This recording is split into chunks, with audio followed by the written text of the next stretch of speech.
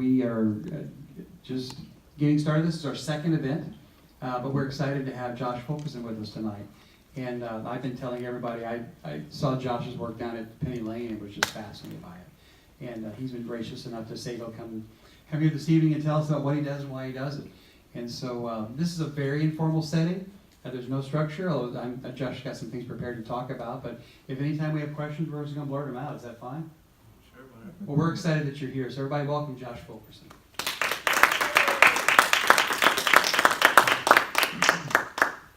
Thank you all for coming tonight. I'm excited and very nervous to be here. I want to thank Greg Graham for putting this together and Bluegrass UMC for having me. The title of my work out there in the coffee shop area is Tapehead. A tapehead is someone that collects and listens to cassettes, like myself. So the show consists of paintings and ink drawings about cassettes. But this hasn't always been my artistic medium. In 2003, when I lived in Owensboro, I went to the community college and took a drawing class with the late Chris Damon. And then I went to college at Murray State University, and that's when I got into philosophy, and I took aesthetics, the philosophy of art, twice. And when I went to school there, I decided to be a poetry major and a philosophy major because Immanuel Kant said poetry is the highest form of art. I don't know how I feel about that now, but I still write sometimes.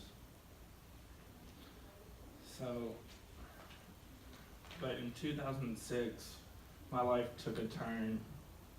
I was diagnosed with bipolar disorder, and I was a semester away from graduating at Murray State, but I had to leave, and I moved back to Owensboro.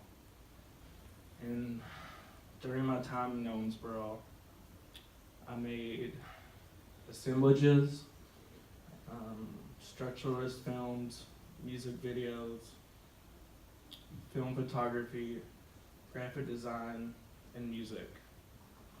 I played in many bands like the Dancetigators, Coffee and Tea, Deer Watcher, Fiction Nonfiction, Tragically Hipster, Koala Raptor, MIO, which stands for My Improvisational Experimental Orchestra, and I still DJ under the name Squeak. In 2010, I was able to receive disability benefits and I went back to college. This time around, I attended Bresh University and Kentucky Wesleyan College. There I took a few art history classes and three-dimensional design. I graduated in 2012 with a BA in creative writing and philosophy. I wrote a novella about my history with mental illness during my time in the MFA program at Spalding University. Later, when I started dating my current girlfriend, Amelia, who's also an artist, I would go to Barber Bistro. It's a coffee shop in Evansville. It's proper now. And I would drink coffee and make sketches of her and other people. And I showed this to my friend Christina Zimmer Romiton, who's here tonight, and she said I should start painting. So on May 8th, 2017, I bought paint and brushes and used wood lying around and painted my first self-portrait. My artist friend, Robert Spees, from Murray State, encouraged me to keep painting and suggested I do India ink on Bristol board.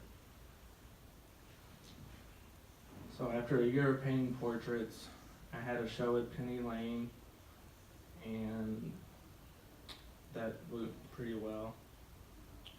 And then I wanted to do different things, so I started painting stuff I like my skateboards and tennis courts and cassette tapes.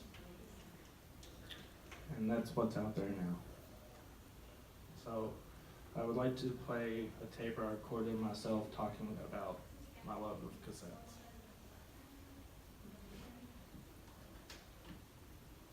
The cassette was invented.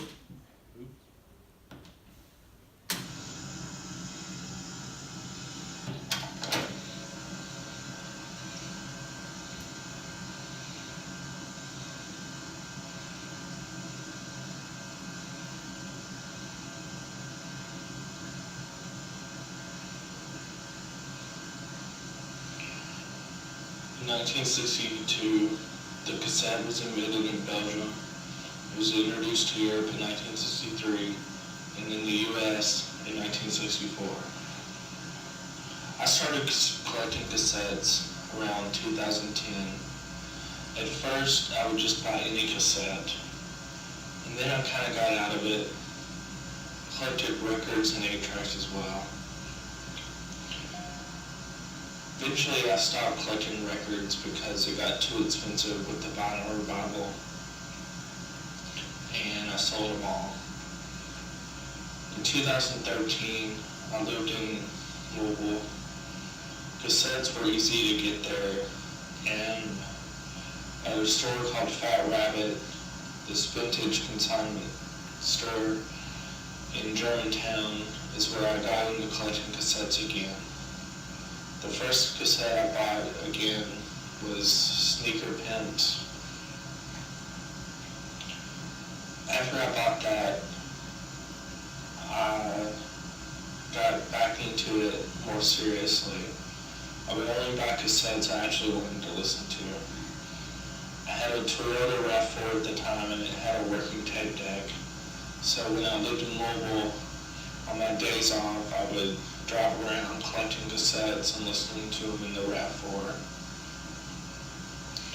When I moved back to Owensboro, I didn't have that RAV4 anymore, but I still bought cassettes. Nowadays, cassettes are harder to find in Evansville, but I still find them sometimes.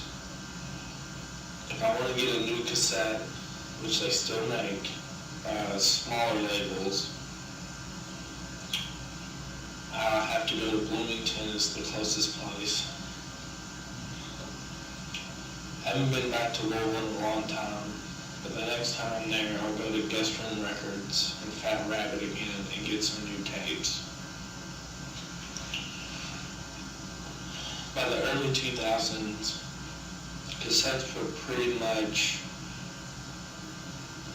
gone as far as major labels are concerned, with the advent of CDs. But now with the app Discogs, cassettes are more accessible.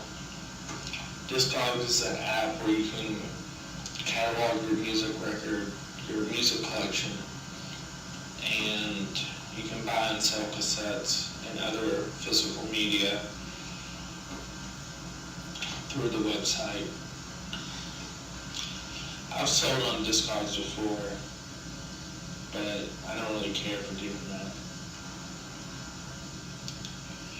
I like to buy cassettes in person at a store. I like the hunt of looking through cassettes to find ones I actually like. Sometimes I buy off Discogs, but not very often. We were just in Grand Rapids, Michigan, and we went to a record store called Vertigo Music, and I bought a couple of new cassettes there. I think cassettes get a bad rap because people think they just sound bad and they're disposable. But I think if you have a good stereo system, cassettes sound just fine. My most expensive cassette player right now is my '98 Toyota Tacoma.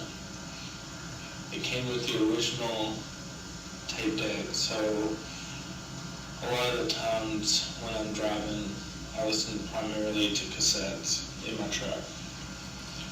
Every morning I listen to cassettes in the studio space of our apartment while I'm drinking coffee, and I listen to them throughout the day. The closest place to get decent cassettes is Backbeat Records and New Harmony.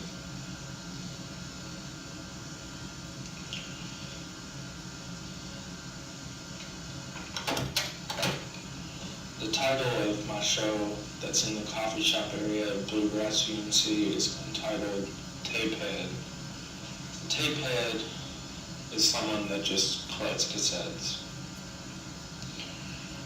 I've always kind of been a collector, a little bit of a pack rat, because I've worked in so many thrift stores and flea markets throughout the years. I like painting cassettes because I think they look cool, and I like drawing the cassette album covers. I like cassettes because they're physical. I don't know when the last time you've listened to a cassette, but one of the reasons why I like cassettes is that you can hold them, and when you put it in a cassette, in a tape deck or a Walkman, it almost forces you to listen to the entire album. Nowadays we live in the age of streaming music and YouTube, where it's kind of like you just listen to the hits of a song, of an album, like on shuffle.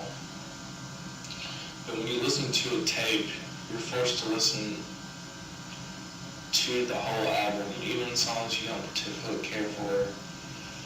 You can rewind and fast forward past songs you don't like, but I typically don't do that.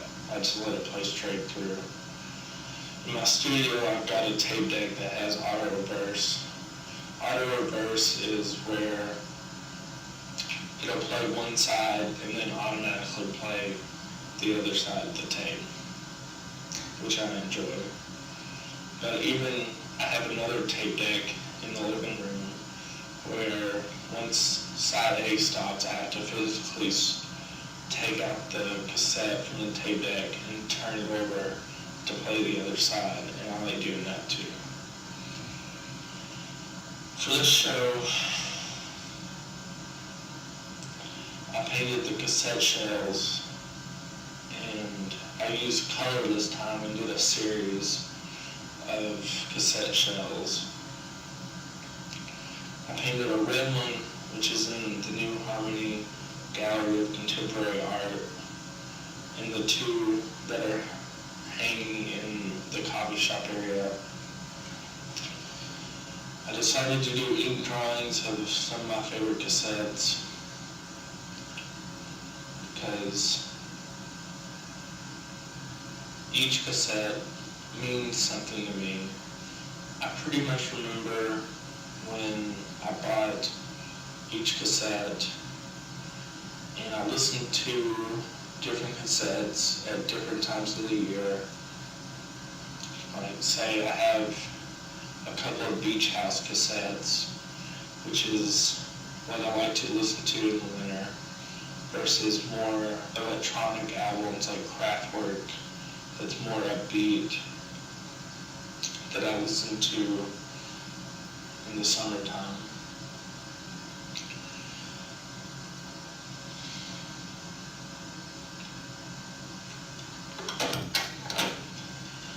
Also like collecting tape players. Recently I've been buying tape players that don't necessarily work and trying to fix them as well. Right now I have around 100 cassettes, including about 10 8-tracks. We have a few records, but we rarely ever listen to them. My girlfriend, Amelia, recently started collecting cassettes as well, so that's been something fun we do together.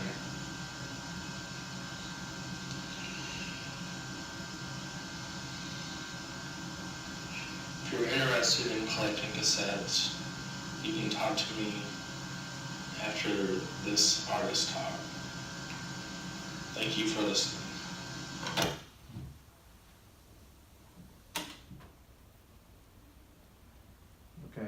if anyone has any questions, this is the time. What was the app you mentioned earlier? Was it Disc Dogs? Is that what- Discogs, like Okay, discography, okay, but okay. like DISCOGS. I had no, that's fascinating to me that there's an app to sell cassettes. That's so, You can buy anything. You can buy mini disc. yeah, that's funny. Does anybody remember mini Yeah. disc? But you can buy mini disc, 8-track, vinyl. It's just great, the juxtaposition of using technology to sell older media. That's just fantastic. Yeah, it's really cool. What influences the art that you do? Like, why do I paint? Why do they look the way they do? I suppose so. Well, I guess I just try to keep it simple. Like,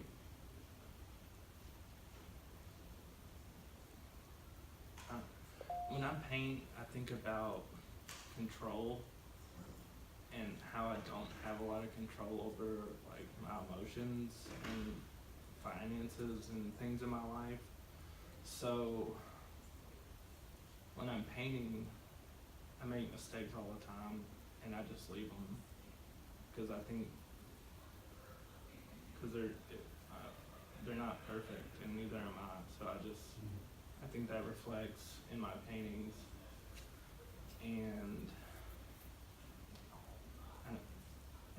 like it doesn't actually look exactly like a cassette, but it's not really a cassette, it's just a painting of a cassette. So I don't even care that it like doesn't look exactly like a cassette or whatever else I'm painting, a person or a skateboard or tennis courts or anything. But so why do I paint like that? I don't know, like people have said that I'm a art brute, which is kind of crude. That means like somebody with a mental illness who makes art outside of the mainstream. Some say I'm just like a naive artist because I have a childlike quality to it. Maybe I'm a slacker artist because I just leave the mistakes and I don't spend a whole lot of time on each work. Or maybe I just want to keep things simple and minimal. I can't really answer that for you.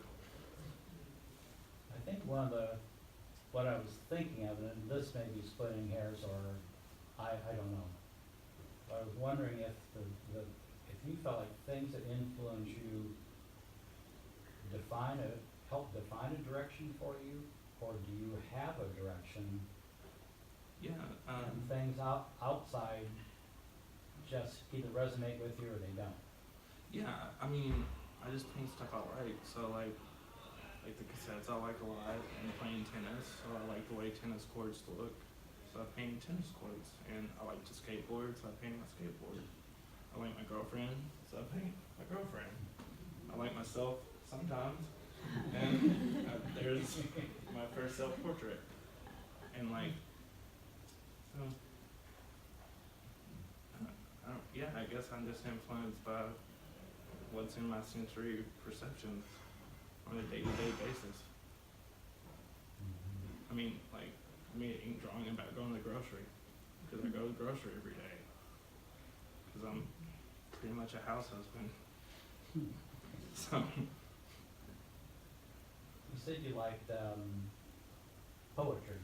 Uh-huh. Is there any way that you can bring poetry into an art form like that? Or is that a bridge Well, you can't cross or don't want to cross? no, I do that like this. There's a poem and a picture to match. Okay. So, But as far as like, I mean, yeah. So like, does that answer your question? yeah, they're not merged so much as but they're still put together. Two two different art forms, I guess, you like, Oh yeah, like and you're able to bring them together. yeah. Pretty, okay. Mm-hmm. Hmm. What are some of the other pieces you have up there? Well, after we're done, if y'all want to come up closer and look at the stuff, but here's the sketchbook I was talking about where I drew in the coffee shop. Hmm. That's my tape recorder. This is my favorite Walkman that I have. It's actually broken right now, so I need to fix it. This is the tape I listen to each time I paint. It's on one side, it's Mogwai, that's post-rock, and Sigur Rós, it's post-rock too. So, and I brought the cassettes that match the Hmm. ink drawings out there. This is a paper sculpture. It's called Pink Tint. But Amelia said I can't do these anymore because I keep cutting my fingers on the X-Acto knife. Probably good. This is an assemblage. It's called Party Basket. It's just some chicken wire I found walking one day and ribbon. And this is what I made in that 3D design class, like the only piece I have left from that class. And it's called When the Male is Subservient to the Female.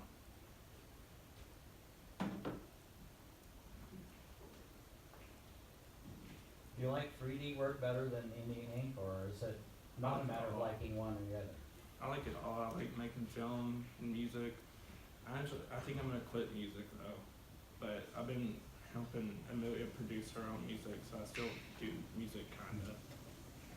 And I might keep going. I don't know. What instruments? do you What use? instruments do I play? Play the computer, and I play keyboard and guitar, and glockenspiel. Yeah, that's pretty much it. I can program drums. I'm not a good drummer. Just, I remember seeing one of your prints on your Facebook page that was, I think, did your door get broken, or the window in the door got Yeah. broken? That's a painting. Oh, I made a painting of that digital image. Yeah. I didn't make a print of that. Okay. But when we moved downtown Evansville in April of last year, and we took over somebody's lease because she decided to go live cross country in a van with her boyfriend. So she left all her stuff behind, and there was this really terrible love seat. And I bought a dining room table for the apartment, and the only place we could put it is where this love seat was. So I didn't really have any friends, so I moved this love seat down the stairs, and it broke some of the glass in our door. So I made a painting about it. Well, I'm curious, where that would frustrate me and anger me, because now, like I said earlier, everything I do turns into 2 more projects, you know? I mean, it sucked. It cost me $100 to fix. So does painting that help you work through that, or is it, I mean, is that a process of you dealing with the emotion of that, or is it hey, here's an idea of something to paint about? I think it's more just an idea of something Okay. to paint about. Eliminate elements? I'm not really much of a conceptualist. Like, there's no like deeper meaning to my work. I'm basically a formalist. Okay. So I just try to paint what I see. Well, that's what I find so interesting about your work, is like you said, it's simple, but I know there's more to it. That's why I love hearing those stories. You know, it just fascinates me, because yeah. I appreciate you telling us all this stuff, because this really is, Like, really dig it. like just a few days ago, I made an ink drawing of my truck with like, here's the truck, right? And this is how the wheel was. Because like the day before we went on vacation, we're fostering some cats right now, and I was taking them to the vet in Fort Branch, and I'm coming back on Highway 41 going like 65 miles an hour in the left lane, and the lower ball joint breaks. And so I made a drawing about it. Nobody got hurt, luckily. It was in Dead Man's Curve too. It was crazy. But so I made a drawing about it. I don't know, it just makes stuff about my life, I guess. That's interesting because, you see how everybody's individual, everybody's brain works differently. And you see something, I would see something like that and think, oh my gosh, gotta get that cleaned up and get everything neat and tidy. Oh man, I'm thinking I gotta take Order. pictures. But you see, yeah, you see something artistic. Yeah. And, anyway, it's neat to see the way people think differently about things. Yeah, maybe because of my writing background, I'm kind of like a storyteller Mhm. in some aspect.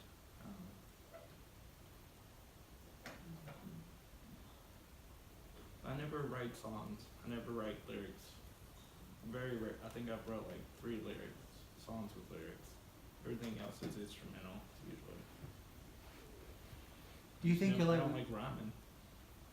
do you ever think, will you get into color, or is there a next step for you in painting? Well, I mean, I'm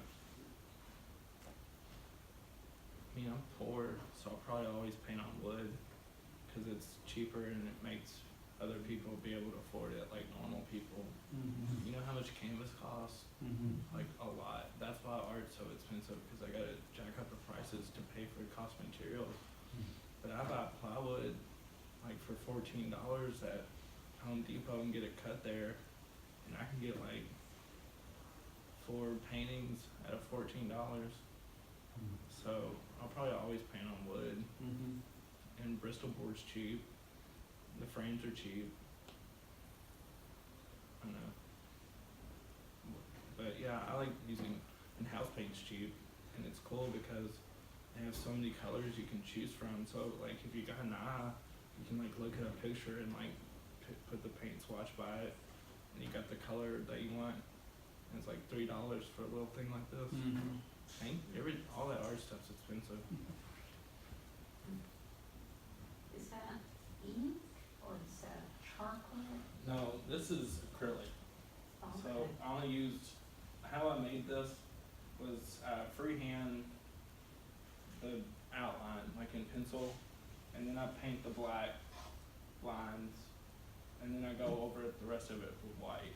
And the reason why it looks black and white is because I was trying to make paintings that match, paper.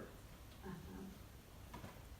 And if I bought canvas, it didn't really make sense to me to like paint white on white. Uh-huh. So I think it looks cool.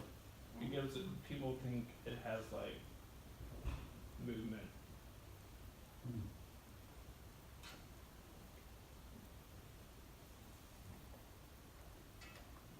Do you have any future shows or projects that you're I do. planning on? The only thing I got lined up next is in December I'll be at Dapper Pig, and I'm doing cold stuff because it's cold outside in December. So I've been like drawing igloos and like ice cream cones, and Amelia does watercolor on them. So that's what December is going to be like. So I'm looking forward to that. She's never had an art show, as far as I know. So that'll be her first. When does that go up? December. So how do you get into like Penny Lane or Dapper Pig? You just ask. You just ask them? And my neighbor, owns Dapper Pig. So I was like, That when you helps. gonna let me in? When you gonna give me that show? Unlike the crazy guy from McCutcheonville that chases you down to come drag you out here, right? And Penny Lane, I just went and asked because I go there all the time. But yeah, but if it wasn't for Penny Lane, I wouldn't have had this show. So.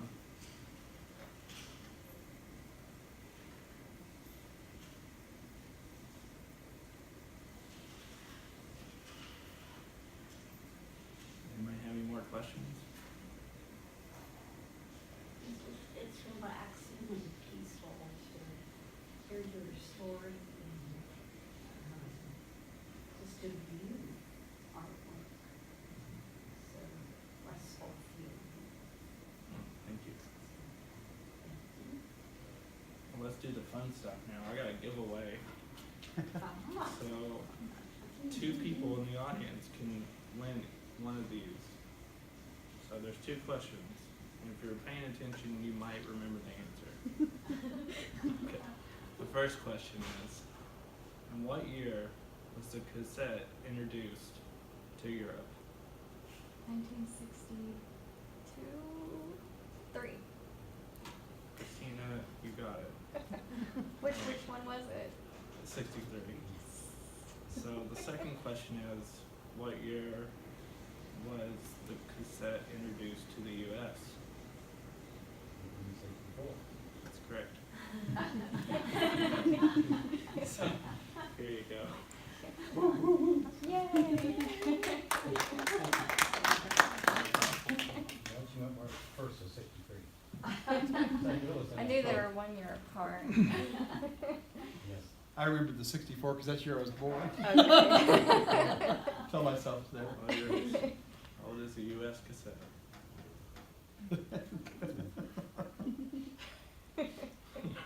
Well, I guess that's it then. Thanks. Thank you. I'm gonna talk to some stuff. Well, I just want to say, again, let's mingle as long as we want to. I just want to say thanks to Joshua again for coming out. You hit the nail on the head. It is great to see art, but then when you hear the mind behind it, to me that's so much more valuable, because now you know more about the person that created that. I just value creativity so much, and I just appreciate the people that say, the freedom to be able to say, I see this and I want to create it, and then be able to do it too. That just is, to me, is incredible. So I really appreciate you letting us know more about you, because that's as good as as much as I enjoy your art, knowing you and why you do it to me is more valuable now. And so I wish we had 1,000 people here to tell that story to, because I think I appreciate your work so much more because of knowing all that. But so I appreciate you coming out and sharing with us tonight. Thank you. So I could talk all night. I'll be quiet and sit down.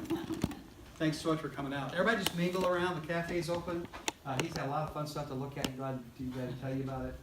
And appreciate you being here.